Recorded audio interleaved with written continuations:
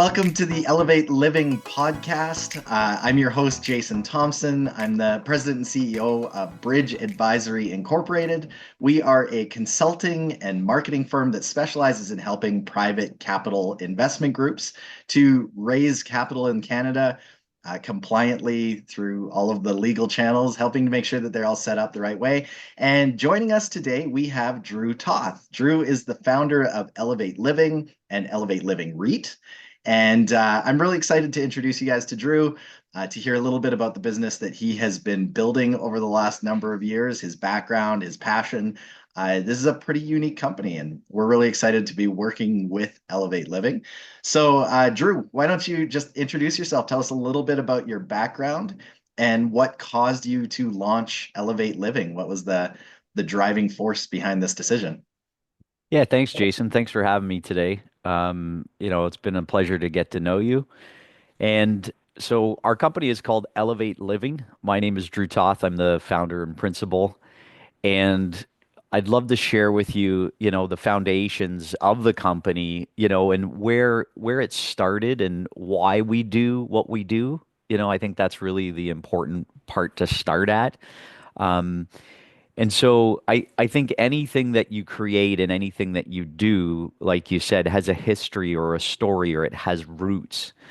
And so I'll share with you a bit of my background and my experience and sort of the lens in which I have seen and experienced the world that led to the formation of Elevate Living. So I had the pleasure for 7 years working in a local homeless shelter in St. Catharines at Southridge.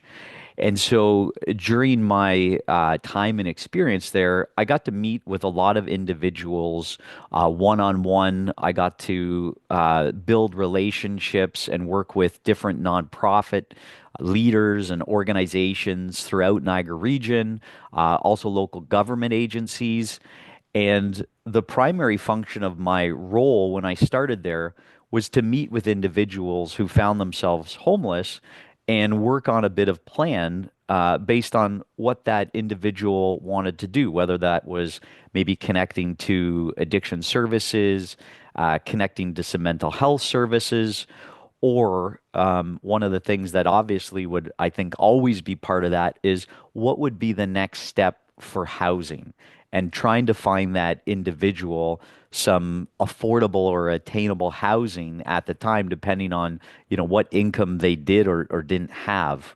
Yeah. And so, during that time, I was able to get more of a real hands-on insight into some of the challenges surrounding housing in the Niagara region. Yeah, that's incredible. So with that background, you got to know the real people that are experiencing these challenges and the variety of backgrounds, the variety of paths that they took to arrive in that spot. But you also, through your connections with some of these organizations, the other affiliations that you had, you also saw a lot of work that was being done to try and work to make this a better situation, improve the outcome for these individuals. I and then obviously you started to do something similar in your own path. What led to the change? When did you leave the nonprofit side, and when did you make the shift over to entrepreneurialism and still taking that social minded aspect of everything that you do and applying it to business now? Yeah, good question. So, a little background. I had different roles. I ended up being the manager of the homeless shelter, and during that time, I experienced a bit of more of a 30,000 square foot bird's eye view of some of Yeah. those issues, and got to work with the different leaders, the community, and really see a lot of what was going on from gathering funding, whether it was from federal or provincial funding for housing and services, or whether it was from nonprofits or faith-based organization and donations. Yeah. And so that was a really important part for me to see and experience what was going on. And you also get to see and know how many people are doing such good work and what is happening from a solutions standpoint. Because often in the media and what we're hearing about, and especially these days, since then, the problem has actually really grown, and especially through COVID, it has really been magnified with a lot of encampments, etc. In towns Mm. and cities across Ontario. But then to step back, and you asked about my transition. So during the time where I was working in the homeless shelter, I ended up becoming a single dad of my three girls. And I was asking myself the question of, I don't want my daughters to have a different launching opportunity than others.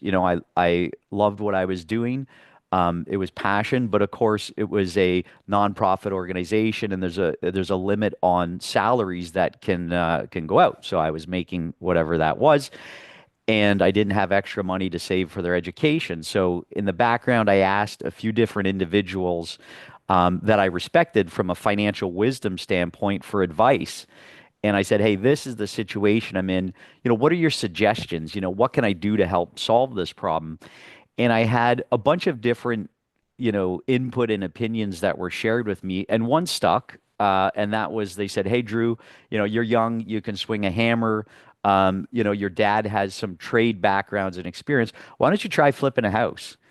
Yeah. And so that led, in my part time on weekends and evenings, we ended up purchasing a house. And I worked with one of my best friends and my dad, and we renovated this duplex. And after we renovated it, we tenanted it. And, then the goal was, okay, this works. We can do this and get one of these for each of my daughters to help for their educational savings. And so fast forward, I was in year 7 doing what I did. And, to be really straight, being on the front lines of addictions and homelessness is very tiring. The average Yeah. employment span that we had in the shelter was like a year to year and a half. And so I was becoming, a bit burnt out and, tired of this role. And at the same time, I had started, building a bit of this real estate portfolio at the same time. And so I made the decision and felt like it was time for transition, and I ended up getting my realtor license and going into the real estate sector and making an exit. I did part-time at first, and then made it exit into the real estate sector full-time. Yeah. That's quite common, I think, for anyone who cares about a cause. Like you can really put yourself into it for a while, but when it's such a challenging environment and you see uh, so much of that negative impact on a day-to-day basis, it's just human that it eventually drains you and wears you out. Um, that doesn't mean you stop caring about the cause, though. Like you can still be very passionate about the work and the attempt to try and make things better for these people. You just have to maybe change your approach, and that sounds like exactly what you did. You took your entire foundation that you'd already built in this career and now found a new way to apply it using real estate. And I think that's such a cool pivot, and it's part of the foundation of what makes Elevate so unique in our space. There's a lot of real estate operators in private capital markets, and a lot of them came into it more from the affluent side, I would say, where they came from family wealth and they learned early about investing into hard assets and improving them and creating value through a value proposition in real estate, whether it's new development, construction, or renovation type work. But I've very rarely seen people come at it from the other side, and what you built at Elevate is really truly unique in the space. So, how did you do that? How did you take your background, your foundation that you had in the not profit or not for profit work and the homelessness reduction work, and then figure out how to apply real estate to it? Because it sounds like originally you were just kind of doing the real estate for your own personal financial reasons, trying to create some stability and legacy for your family, which is admirable by itself. But it seems like there was an epiphany moment where you figured out you could do both of these things at the same time. The first sort of step that we did to merge, I guess, the thoughts and workings of what I used to do and the beginnings of doing real estate as a business is we partnered with a nonprofit organization called Gateway of Niagara.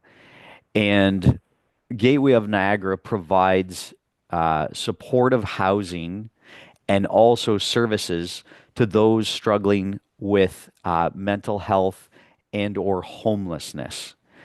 And so we ended up getting contacted by the board and the executive director at the time.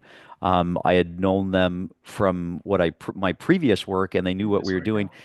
And we sat down at the table and talked together, and they said, "Listen, we really want to apply for some funding, and we want to build our next apartment building for the organization." And we'd like to, do this project with you if you'd consider doing it. And so we immediately were interested, and we sat working with the board to put together a plan. We used our real estate skills and some of our previous skills and the team at Gateway to put together an application in, and we were successful to achieve funding. And what we did is we talked to our trades and we said, "Hey, this is a project for a nonprofit. What can we all contribute and give?" And Yeah. so a bunch of us contributed in different ways that we could. And a lot of my trades gave back 10%. They did discounts where they could as well. And we were able to build a nineplex in Niagara Falls for Gateway that housed 9 individuals for Gateway. And so it was through this process that I began thinking, how can we start doing more of both? And Yeah. what I mean by that is, okay, so there's this huge need for housing. So creating housing in itself is filling Yeah. a need for the community. But how can we finance and how can we integrate potentially some of market housing and some of affordable housing may be mixed? Yeah. And it's interesting because a lot of times when funding comes down through the federal government or the provincial government, it comes all in one bulk place. Yeah. And so you create, in one area or one building, and this is great. It fills a big need, one area of all subsidized housing. But there are a lot of studies, and one of my mentors actually provided this one with me, and it was, hey, when you put a concentrated group of folks together, maybe with subsidized housing, there isn't always the best outcomes, especially with kids. And so Yeah. we saw a lot of statistically, a lot of second generation and even third generation folks on Ontario Works, or people would know the term welfare. And so the idea is, what if there could be more of a mix building where there was a mix of market and a mix of some affordable housing mixed in together, and ultimately that was actually better for all individuals because you have different people from different backgrounds interacting and learning from one another as well. Yeah. Yeah, that's tremendous. I think the opportunity for private capital to get behind an opportunity like this and to be able to create value for your investors while creating an outcome that benefits the community so significantly, I think is the perfect pairing because anyone who's gone through a government funding application knows how onerous it can be, how much time you can put into it. And then at the end of the day, most of the time you get declined. Most of the applicants don't actually successfully achieve all of their funding. There's only so much to go around, and there's so much need that you really do have to be at the very top of the list in order to have successful funding that way. And it just means that the challenges aren't being addressed as fully as they could be. If there's an opportunity for private capital and private enterprise to come in and solve this problem in a meaningful way while still creating positive outcomes for their investors and achieving obviously the investment goals that the individuals have, that's such a powerful tool because it's so scalable compared to the very limited government funding that's allocated towards these types of challenges. So it's Yeah. super exciting for me to be working with Elevate, where you're actively doing that, trying to create this scalable enterprise that will be able to grow over years to really meaningfully take a stab at reducing the impact of homelessness and addiction and stuff like that in these communities. Yeah, and I think it would be good. I want to provide a bit more context as well about, the model and what we're doing and how we're doing and say, Yeah, number one, um, there's great local organizations that are creating what I would call subsidized housing. So I want to talk about subsidized, I want to talk about the term affordable housing, and I want to talk about the term marketing housing, because I think it's important to really define those and talk about the housing spectrum and then where our model fits and what we are specifically doing, just yeah, because there's a lot of confusion about what that actually means. absolutely. Yeah, So I want to start with subsidized housing. So subsidized housing um, is what would be defined as rent that only works if there is additional income that is provided through government subsidies. So that would often be folks with disability or folks with Ontario Works in Ontario, and or a rent supplement. So those like working families who are living in poverty with a supplement that's added. And so there are great organizations that are building and creating those with funding from the federal government or the provincial government. And then I would say the next sort of piece of housing, and this is really where we live and the model that we've chosen to do because it's where we can be most effective. And that is with a blend of what I would call affordable housing and market housing. So market housing, I think, would be the easiest to define, and market housing is really just the market rents in a given area of what they're going for. And then affordable, the way we look at affordable and we define it is we use the federal definition.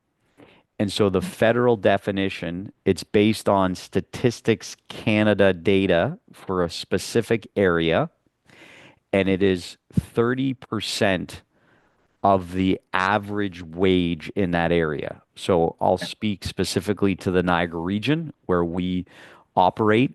And so the rent is 1,047.50 per month. That is the 30% of the average income. And that's the affordable definition. And that's from the federal government, from CMHC.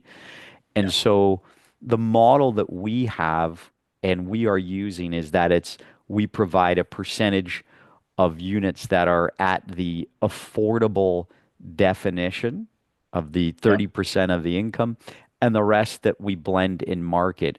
And how we make that economically feasible is by doing it in bulk, by contributing with land value. And we also, as of late, have been working specifically with the MLI Select program through CMHC. And what that gives us, it gives us more favorable financing by hitting some of these affordability targets and also energy efficiency targets as well. yeah, yeah. Yeah, the MLI Select program has been such an impactful program. It's relatively new still. It was only rolled out 3 years ago now, I think. Kind of coming through COVID is when it started to show up, and it's being used much more widely now. It really is doing what it was intended to do. It's creating some incentive for developers, and home builders, also apartment operators, to really have some focus on these key aspects of affordability, accessibility, and then that environmental impact reduction. Anything that reduces the energy consumption of the buildings allows you to access this program. And yeah, it's such a significant program because it really does give a meaningful financial incentive to the operators to take a look at some of these issues and see what they can do to help accomplish some of the meaningful work in these areas. So it's a great program. It's really exciting that you've been able to use it the way you have. We are going to have many future episodes where we're going to get into a ton of detail, but at a real high level, I want to talk about what socially responsible development looks like. What Mhm. does that mean when you're a socially responsible developer? what impacts does that have on your process in terms of design, in terms of management, in terms of uh, implementation, operations, anything like that? At a really high level, just walk us through what socially responsible development means to you. Yeah, great question. So everything that we do, we put through two key filters.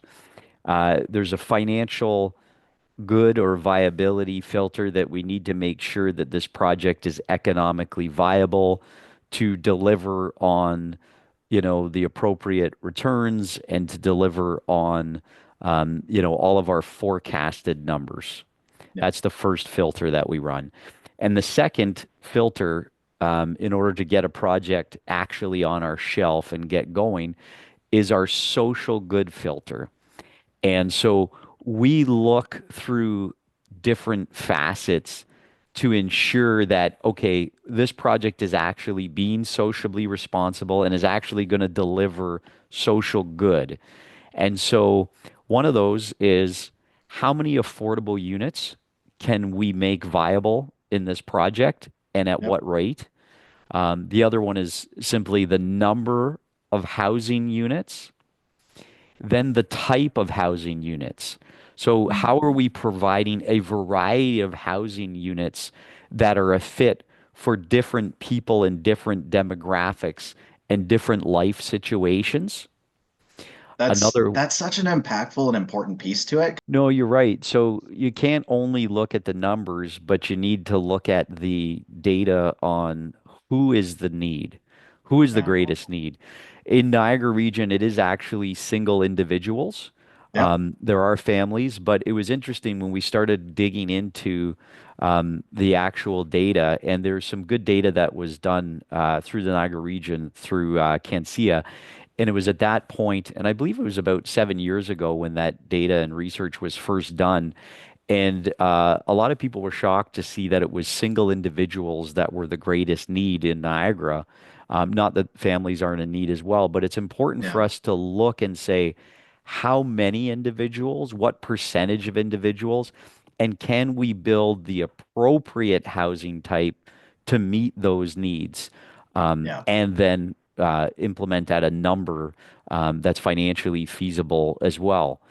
And so, stepping back to the social good filter and what we look at, another question we ask is walkability. And that walkability question is twofold. It's for, actually threefold. It's number one, can you reduce automobile trips that reduce cost and actually reduces carbon emission? Um, and then the other key piece of that is it's actually better for individuals' health to be walking more throughout their daily lives than always hopping in the car. And we Right. know that, Niagara region is very automobile dependent.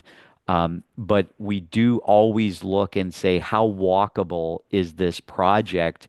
And promote it and choose these key locations. And then transit, like, is there a bus route?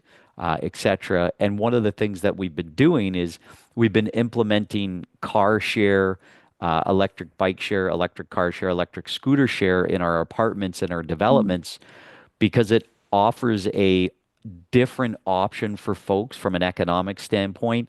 And Yeah. again, from a carbon emission reduction standpoint as well. And so I've started to go there a bit already. That's the other lens that we look at with socially responsible developing is what are we doing from a urban design standpoint for carbon emission reductions, and also in our building, what are we doing? What materials are we doing? How are we designing it? We recently became a net zero builder.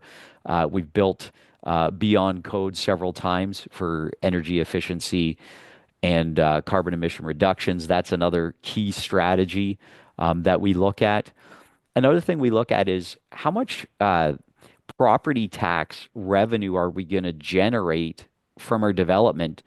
You're probably reading in the news, a lot of individuals who are listening, and Jason, that local municipalities are increasing their fee schedules, they're increasing their property taxes. So this is impacting all of us as our property tax bills keep going up.